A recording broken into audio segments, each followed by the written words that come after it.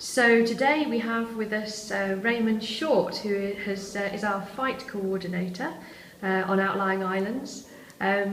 So I just wanted to ask you a few questions, because I'm sure a lot of people are very fascinated by the idea of fight directing and fight coordinating and things. So when you're given a script or shown a scene that needs some physical action in it, how do you go about that, particularly with actors who are maybe not used to doing this sort of thing very often? Well, it always changes. The main thing is thinking of the scene, thinking of the period of the piece, thinking of the characters, the skills that the actual characters would have. You don't want to make a local Scottish fisherman look like Jackie Chan all of a sudden. So you've got to try and think of the physical vocabulary the characters would use. Then, during trying things out, you start to evaluate the actors' natural movement skills. Some can be upper body tense, some can be quite fluid in their body movements. Sometimes you've got to make people more tense to be more believable, and the other way about, sometimes you've got to relax people. And then you amalgamate the two. So giving them moves that are applicable to the scene, the level of violence for the scene, the level of violence that that character would be willing to go to in that situation.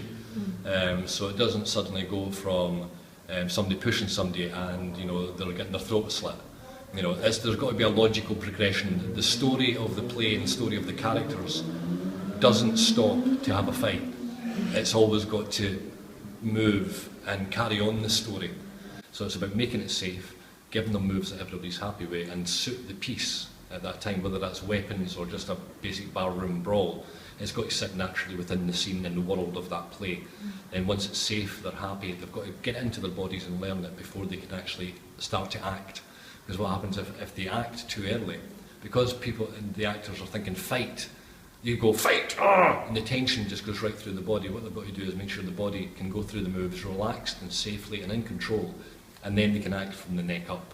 So the audience will be looking at their face, they don't know what's making the body move. So the person who's reacting is always in control. There's no physical manipulation from the aggressor. They begin the movement, but the person who's reacting takes over and is in control and should be able to do a full routine without any assistance whatsoever. Fantastic. Fantastic. And you must keep very fit yourself by the look of it. I think it's just the nature of the job. It's not a conscious effort. But yeah, demonstrating all these things and moving, you've got to keep supple, you've got to look after your health. And the nature of the job manages. I wouldn't say my cardio levels are very high, but yeah, you've got to keep yourself supple and healthy. Basically. Yeah. Oh, that's brilliant. Thanks ever so much. You're very welcome.